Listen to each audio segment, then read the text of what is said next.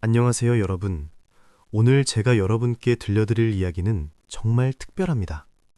혹시 여러분, 인상의 뒤편에서 어디로 가야 할지 막막하신 적 있으셨나요? 요즘 똑똑한 분들은 절대 요양원을 선택하지 않습니다. 그분들은 다른 곳, 아주 특별한 곳으로 향하고 계십니다. 저는 김영숙입니다. 올해 75살이에요. 한 달에 70만 원으로 시설에도 들어가지 않고 자식들 신세도 지지 않고 누구보다 행복하게 사는 세 번째 길을 찾았습니다. 그 비밀스러운 곳에 대해 지금부터 말씀드리겠습니다. 어떻게 이게 가능했을까요? 저는 강원도 시골에서 태어났습니다. 시어머니를 모시고 살았어요. 우리 때는 그게 당연한 일이었죠. 어른을 모시는 게 자식의 도리라고 배웠습니다. 그렇게 믿었어요. 의심 없이 그렇게 살았습니다. 저도 딸들을 낳았고요. 손주가 생겼을 때는 정말 행복했습니다. 밤새 깨어있던 날도 많았어요. 제 품에서 잠든 손주들을 토닥이던 그 시간들, 작은 입에서 새어나오는 따뜻한 숨결, 부드러운 뺨의 감촉, 제 가슴에 맡겨진 그 무게, 그때는 정말 행복했습니다. 세상 무엇과도 바꿀 수 없는 시간이었어요. 저는 평생 가족을 위해 살았습니다. 남편을 위해, 아이들을 위해, 손주들을 위해. 그게 제 인생의 전부였어요. 그리고 지금 75살입니다. 정년퇴직한 남편도 있었고 혼자가 아니라고 생각했어요. 그런데 남편이 세상을 떠났습니다. 갑작스러웠어요. 아침에 일어나지 않더라고요. 그때 비로소 제가 혼자라는 걸 깨달았습니다. 75해를 살면서 처음으로 진짜 혼자가 된 거예요. 큰아들 며느리가 말했습니다. 어머니, 우리 집에서 편히 지내세요. 저는 고마웠어요. 정말 감사했습니다. 마음 깊은 곳에서 고맙다고 생각했어요. 처음 몇 주는 괜찮았습니다. 손주들도 잘 따르고 밥도 해주고 할 일도 많아서 좋았어요. 그런데 어느 날 저녁 식사 시간이었습니다. 저는 손주들과 함께 식탁에 앉아 있었어요. 평범한 저녁이었죠. 아무 일도 없어야 했어요. 그때 며느리가 말했습니다. 어머니, 괜찮으시면 방에서 드시면 안 될까요? 손에서 숟가락이 떨어질 뻔했어요. 아니, 실제로 떨어졌습니다. 애들이 수학 숙제하는데요. 어머니가 드실 때 숟가락 소리가 그 순간 숨이 멎었습니다. 숟가락 소리. 제가 밥 먹는 소리가 이 집에서 소음이 된 거예요. 저는 대답할 수 없었습니다. 뭐라고 말해야 할지 몰랐어요. 그렇게 저는 방에서 혼자 밥을 먹게 됐습니다. 처음엔 괜찮다고 생각했어요. 그래, 애들 공부가 중요하지. 내가 조금 참으면 되지. 하지만 생각해보니 이건 단순히 장소만 바뀐 게 아니었습니다. 식탁에서 사라진다는 건 무슨 뜻일까요? 가족의 일원에서 점점 손님이 되어간다는 뜻이었어요. 아니에요. 손님도 아니었습니다. 손님은 언젠가 돌아가지만 저는 돌아갈 곳도 없었으니까요. 저는 그냥 눈치 보는 침입자가 되어갔습니다. 둘째 딸 집에 가서 며칠 지냈어요. 큰딸 집은 좀 힘들어 보이니까 둘째네 집이 나을 거야. 그렇게 생각했죠. 거기서도 비슷했습니다. 엄마, 텔레비전 소리 좀 줄여줄래요? 밤에 화장실 갈 때 조심해요. 애들 깰까봐. 극한은 이거였습니다. 엄마, 밤에 물 마시는 거 좀 줄여주시면 안 돼요? 그 말을 들었을 때 가슴속이 얼어붙었습니다. 차갑게 얼어붙더라고요. 아, 이제 나는 누군가에게 불편한 존재가 됐구나. 내가 숨 쉬는 것조차 누군가에게 방해가 되는구나. 그날 밤 물컵을 들었다가 그냥 놓았어요.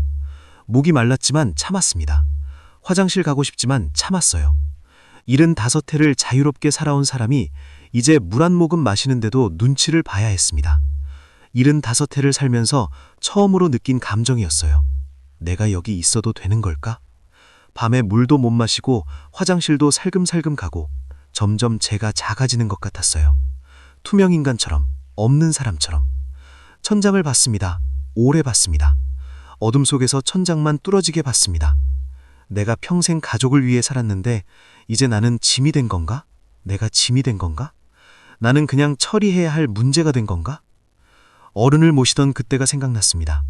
그때 저는 얼마나 당연하게 생각했을까요? 어른과 함께 사는 게 당연하지. 그렇게 생각했어요. 세상이 그렇게 돌아간다고 믿었죠. 하지만 지금 저는 아이들이 마음의 문을 닫는 걸 느낍니다. 조금씩, 아주 조금씩. 하지만 확실하게. 마음의 문, 방문, 식탁의 자리가 닫히고 있었어요. 아이들 탓만은 아니겠죠. 아이들도 힘든 거예요. 일자리도 불안하고 아이 교육비도 엄청나게 들고 거기에 노후 책임까지 져야 하니까요.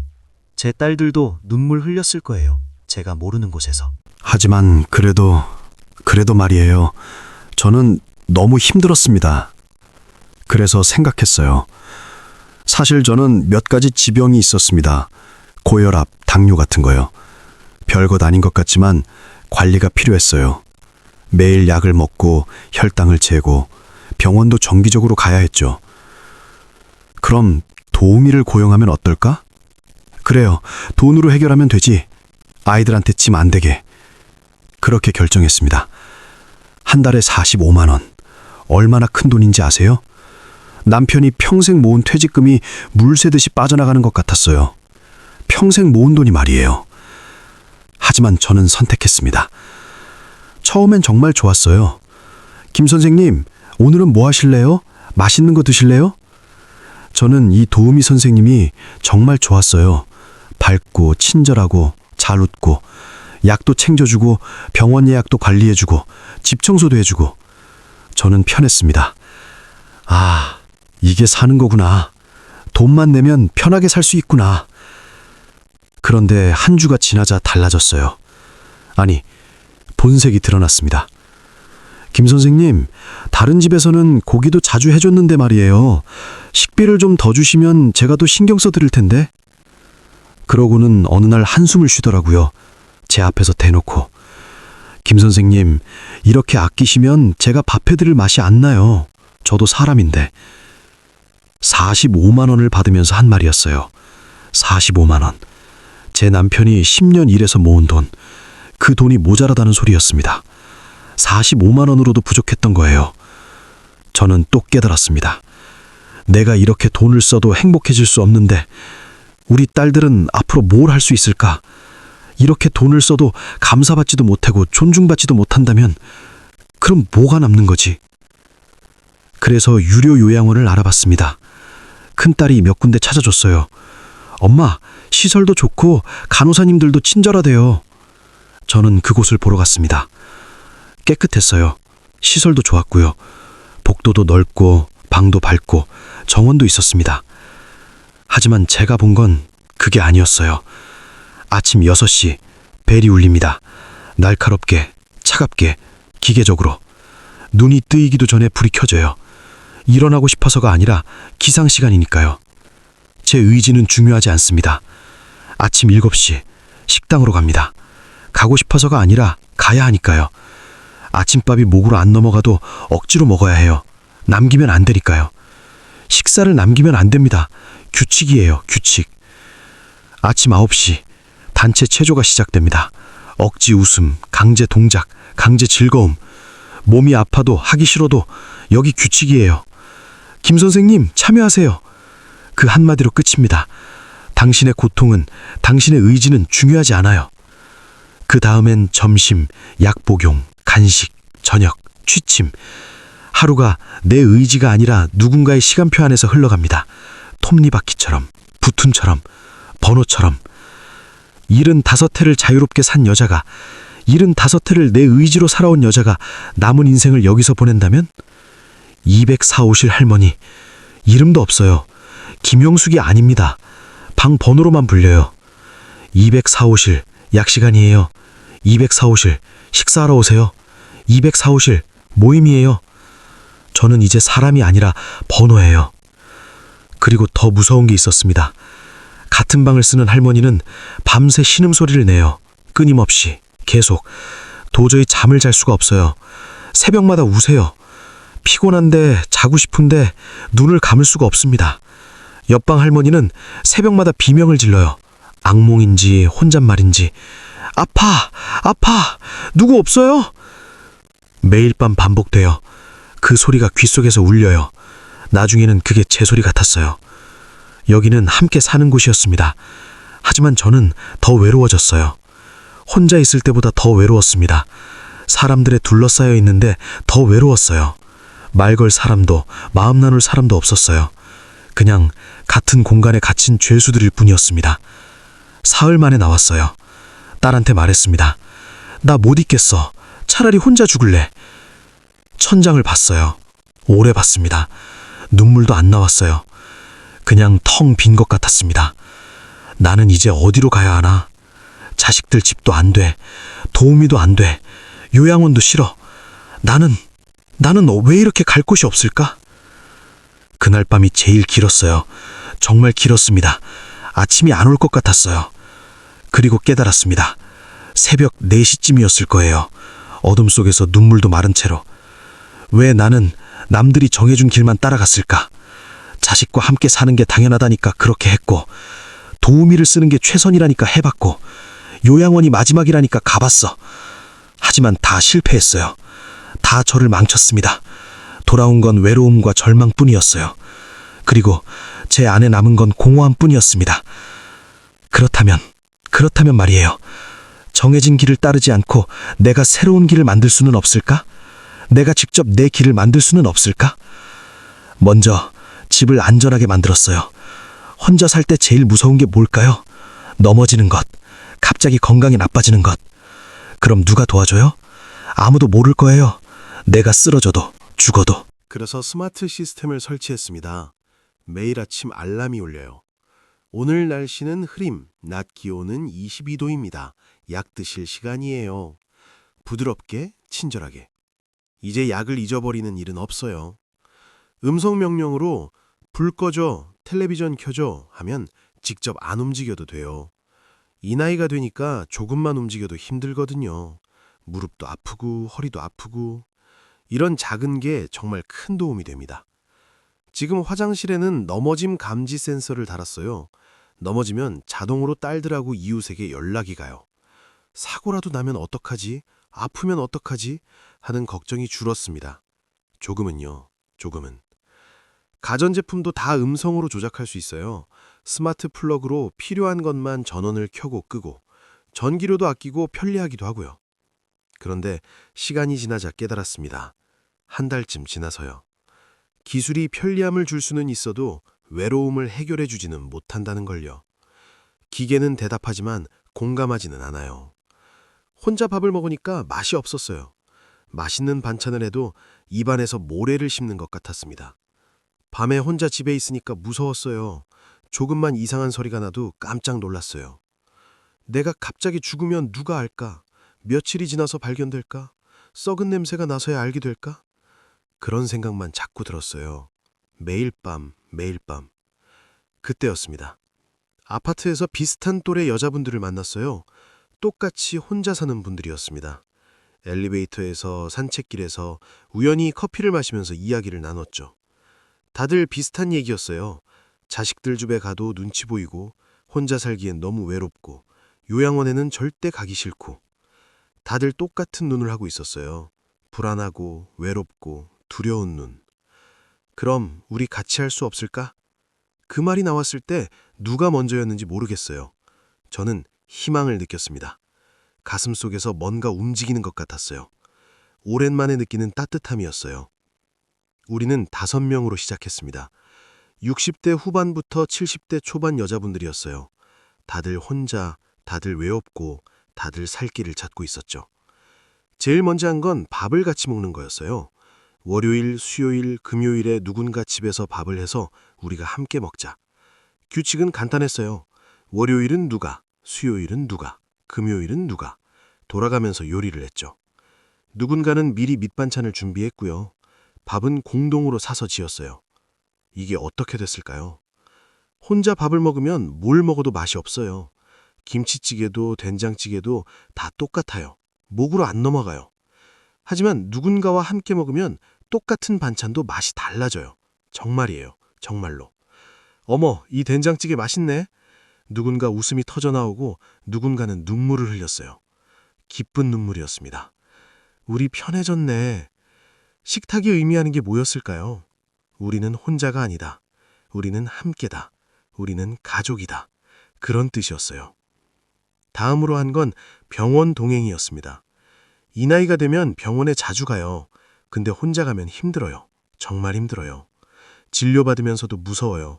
혹시 큰 병은 아닐까? 약을 받으면서도 혼란스러워요. 이거 뭐라고 했더라? 하루에 몇 번? 하지만 같이 가면 달랐어요. 완전히 달랐습니다. 선생님, 이 약은 식전에 먹는 건가요? 한 사람이 물으면 다 같이 듣게 되는 거예요. 김 선생님, 넘어지지 마세요. 이 약은 어지러움증이 있을 수 있으니까요. 약사님도 더 자세히 설명해줘요. 우리가 여럿이니까 더 신경 써주시는 것 같았어요. 의료비도 줄었어요. 왜냐면 작은 병을 미리 알아챘으니까요. 언니, 요즘 안색이 안 좋아 보여. 그 한마디가 큰 병을 막았어요. 그리고 제일 중요한 건 안전이었습니다. 매일 아침 카톡 단체방에 안녕하세요 라고 써요. 5명 전부 빠짐없이 매일 아침. 만약 오전 10시까지 누구 연락이 없으면 전화해요. 언니 괜찮으세요? 필요하면 직접 가요. 뛰어가요. 혹시 밤에 넘어진 건 아닐까? 다행히 그런 일은 없었어요. 하지만 이 안전망이 있다는 것 자체가 큰 위로였습니다. 나는 혼자가 아니구나. 누군가 나를 기다리는구나. 누군가 나를 걱정하는구나. 그 사실 하나만으로도 충분했어요. 우리는 또 다른 걸 발견했습니다. 각자 잘하는 게 있다는 거요. 누군가는 요리를 정말 잘했어요. 요리 교실 열어볼까? 동네 주민센터에서 주인공이 됐죠. 선생님, 다음 주도 와주세요. 누군가는 손재주가 좋았어요. 공예 교실을 열었어요. 아이들도 오고 젊은 엄마들도 왔어요. 누군가는 스마트폰이 서툴렀어요. 내가 배워볼게. 그렇게 가르치고 배우고요. 서로가 서로의 선생님이 됐습니다. 단순한 이웃이 정말 가족 같은 사람들이 되어갔어요. 피보다 진한 사람들이 됐습니다. 봄에는 함께 산책했어요.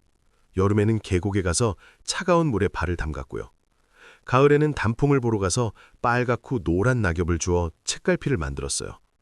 혼자였다면 못했을 일들을 했어요. 누가 넘어지면 도와주고 누가 피곤하면 쉬어가고 서두르지 않았어요. 우리한테는 시간이 많았으니까요. 이게 인생이구나. 그렇게 생각했어요. 이게 진짜 사는 거구나. 그런데 또 하나 깨달은 게 있었습니다. 경제가 중요하다는 거요. 아무리 좋아도 돈이 없으면 불안해요. 공동생활을 해도 한 달에 50만 원에서 60만 원은 필요했어요. 국민연금만으로는 부족했습니다. 도저히 부족했어요. 그래서 생각했어요. 내가 뭘 할 수 있을까? 75살 할머니가 뭘 할 수 있을까? 어릴 적부터 저는 이야기를 좋아했어요. 할아버지, 할머니한테 들은 옛날 이야기들.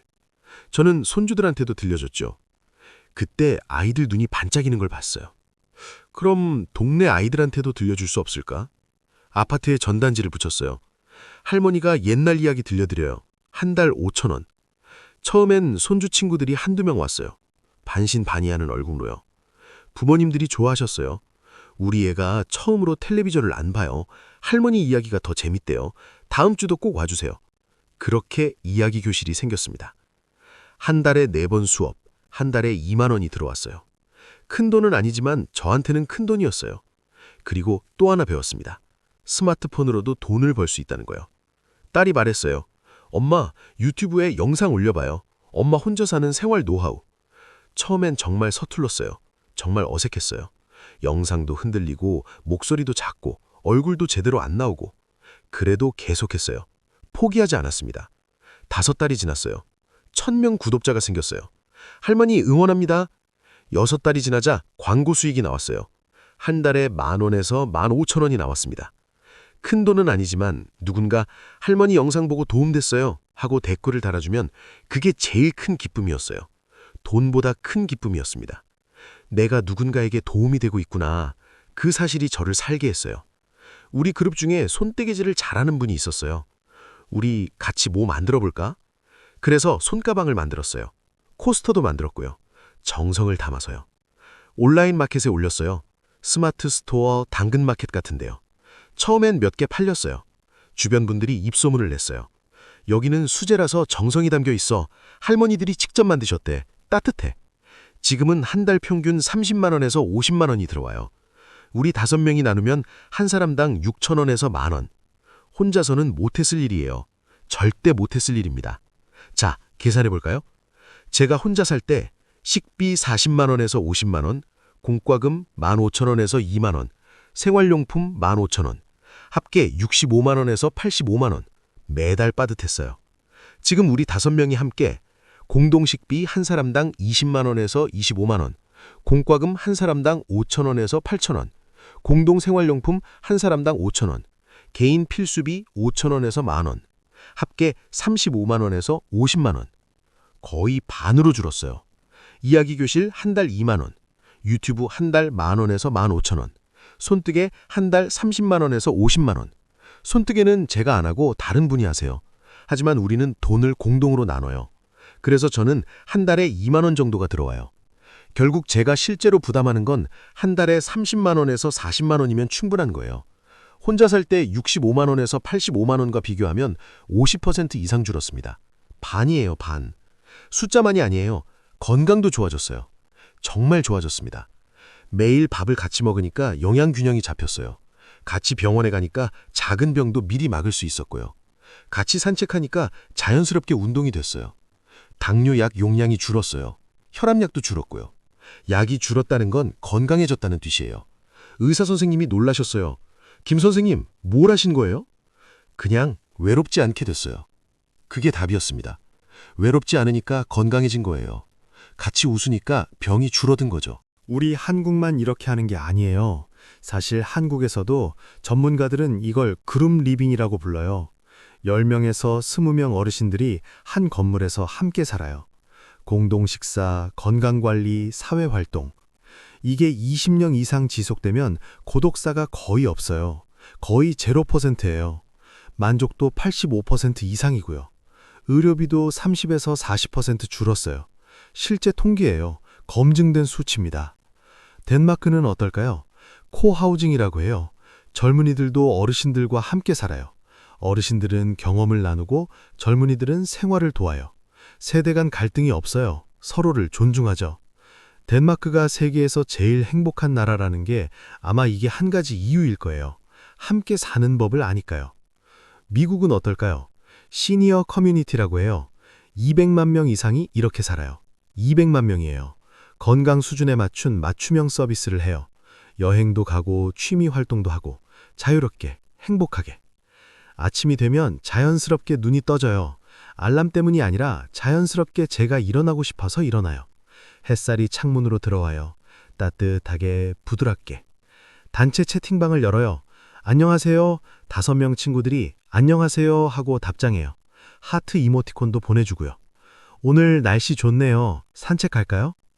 누군가 밥을 해놨어요. 따뜻한 밥을 먹어요. 맛있어요. 정말 맛있습니다.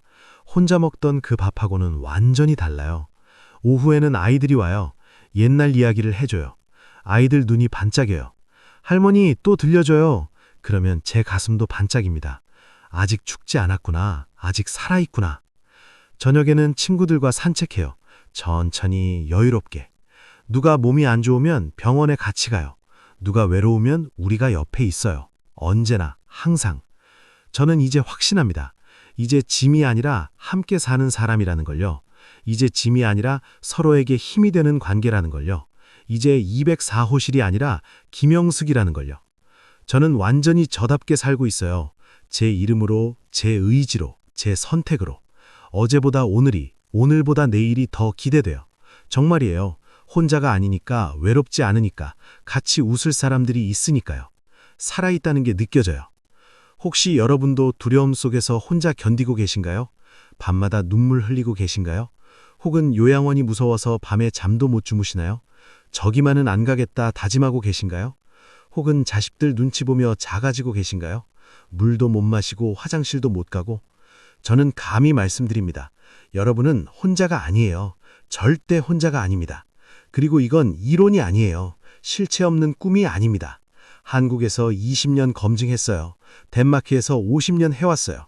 미국에서 200만 명이 살고 있어요. 실제로 지금 이 순간에도. 내일 용기 내서 동네 게시판을 보거나 주민센터 동아리를 찾아보세요. 혹은 아파트에서 마주치는 분께 안녕하세요 인사하는 것부터 시작해보면 어떨까요? 용기를 내서요. 그 다음 주민센터나 지역 복지관에 가보세요. 어르신들이 같이 할 수 있는 프로그램 있나요? 물어봐요. 부끄러워하지 마세요. 그 다음 계단에서 만나는 할머니한테 인사하세요. 엘리베이터에서 대화를 시작해보세요. 언니 혹시 혼자 사세요? 저도 혼잔데 같이 밥 드실래요? 그 다음 카톡 단체방을 만드세요. 우리 같이 밥 먹으면 좋지 않을까요? 딱 그 한마디면 돼요.